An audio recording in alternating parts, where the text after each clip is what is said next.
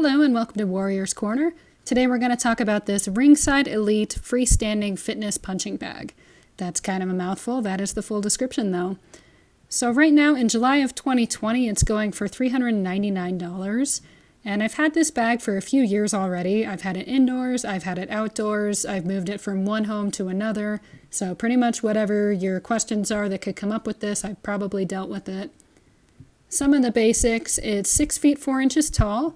Its shipping weight is 60 pounds, and that base holds 270 pounds of either water or sand, whichever you prefer. The base is two pieces. They're like two half circles, and they lock together, and then there's a cap that screws on over both of them where you fill it up.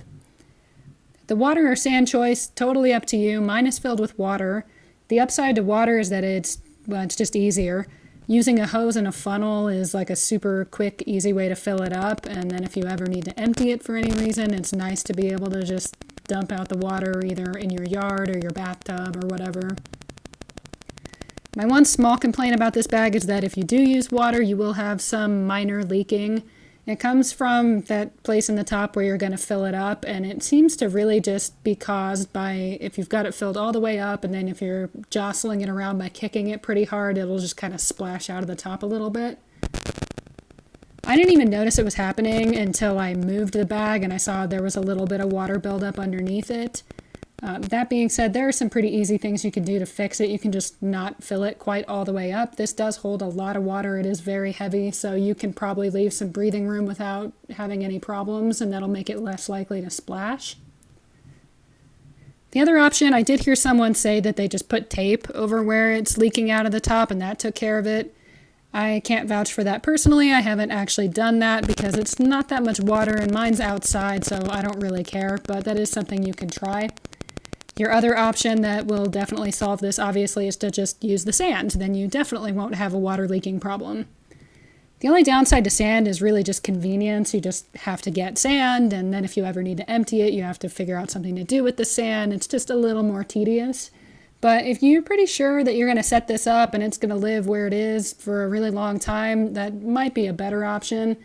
Water, again, is just easier if you think you might have to move it relatively soon, or just want to be able to use a hose and just fill it up and not have to go get sand. So the red pad you see there just above the base is removable. It's just held on by Velcro. It stays put really well, but it's also really easy to take off if you ever want to do that. And the reason you would do that really would just be if you wanted the bag to be a little bit springier and to move more, then you would take it off, or if you want it to be more stable, just to leave it on. And the casing for the entire thing all the way down is like a synthetic leather, and it's pretty soft, and the padding underneath it is also pretty absorbent, so it's not as unforgiving as something like a heavy bag. It gives you a nice impact, but it won't really chew up your knuckles. And that's something I actually really enjoy about this, is that if you ever want to go without gloves, just in wraps or even bare knuckle, that is an option with this. It's a nice cushy material, and that's kind of a nice thing to be able to do sometimes if you want to go slow and work on technique.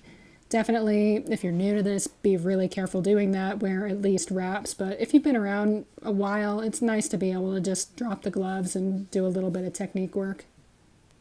If you're trying to decide between a freestanding bag versus a hanging bag, there are definitely benefits and downsides to both.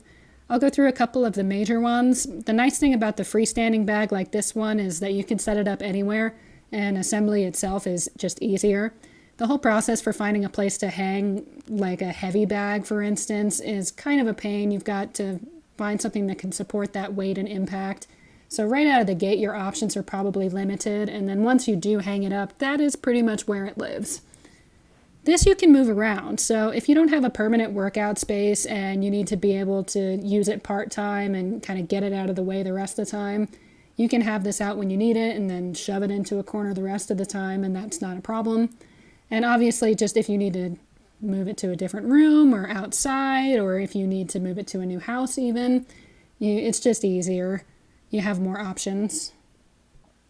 So a big criticism you hear a lot about standing bags is that they just have this reputation for being kind of flimsy.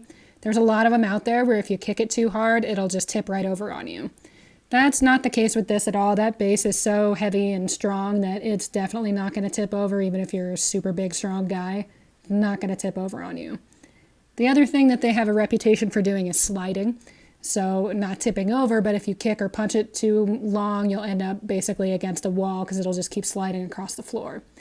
This doesn't do that either. Right now I've got it on mats that are a little squishy, so it's really set and it doesn't move for me at all. I have previously had it on a more slippery like wood surface though, and even then it was a very minor issue. I could work out on it for half an hour, it would maybe go a couple of inches. And really, that's super easy to fix because you can just go to the other side of the bag and kind of kick it the other direction for a while. I never had to actually stop and move it. The last kind of movement you might be worried about is just how much the bag itself is going to move on impact. And if you're used to a heavy bag, then it will move quite a bit more than that for sure, but not to the point where it's going to cause a lot of problems for you. It does still offer some nice decent resistance, and it's not gonna just fly around to the point where you're gonna have problems throwing hard combinations, fast combinations. You can still do everything on this. There are certain things you can do as well if you are really worried about that, and it's important to you to have that really solid, stable feeling in your bag. Since this is so like soft and kind to your hands, you can go down to wraps or even bare knuckle on this. And dropping that weight of like 16-ounce boxing gloves will really help it not move as much. It takes a lot off of it, so you can hit it harder before it's going to move the same way. And that's just a nice little trick that I use sometimes. It makes a big difference. I'll demo it at the end both ways to kind of show you. Hopefully you'll be able to see in the video. But I use it every which way, and even with my heaviest boxing gloves on, I still think it's just fine. It's a preference thing. But at no point is it going to feel like you're just punching through the air. The other thing I know people are curious about is just how difficult it is to move it. And if you're talking about moving it just in and out of a room or into a corner or whatever, it's pretty darn easy. I mean, it is heavy, but if you just get low and push the base, you can do it by yourself fairly easily. 2 people, it's super easy. And in the bottom of the base, there are these little notches there that are kind of handles. You can use that to pull it or turn it, and that's super easy too. If you're talking about moving it like up or down stairs or to a new home, you're probably going to have to just go ahead and empty out the base, disassemble it. That's really like a 10-minute process though. It's not difficult at all. And if you are super strong, since that base does divide into 2 pieces, you probably could carry the base even full. But if you have to empty it, even if you have to do the whole process, it's still not that big a deal. It's about as easy as it comes. All right, I think that about wraps it up. So I'm just going to give you a quick little demo here so you can see for yourself how much it's going to move. I'll just start with my heaviest gloves, my boxing gloves, and then I'll lighten it up to show you kind of how you can deal with the movement and control that with what you decide to wear on your hands. And just for reference, I'm 5'10", so if you're trying to judge the size of this thing, that's where that's at.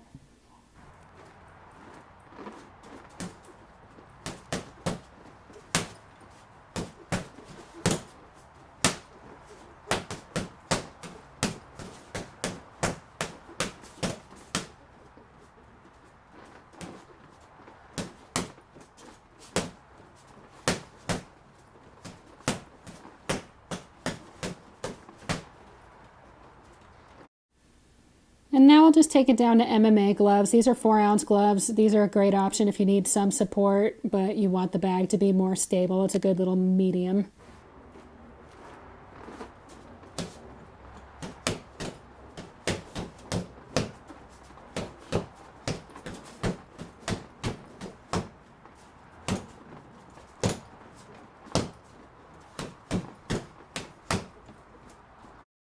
So hopefully you could tell the difference there, but if not, believe me, it definitely makes a difference. You have to hit it a lot harder without the big boxing gloves on to get it moving the same.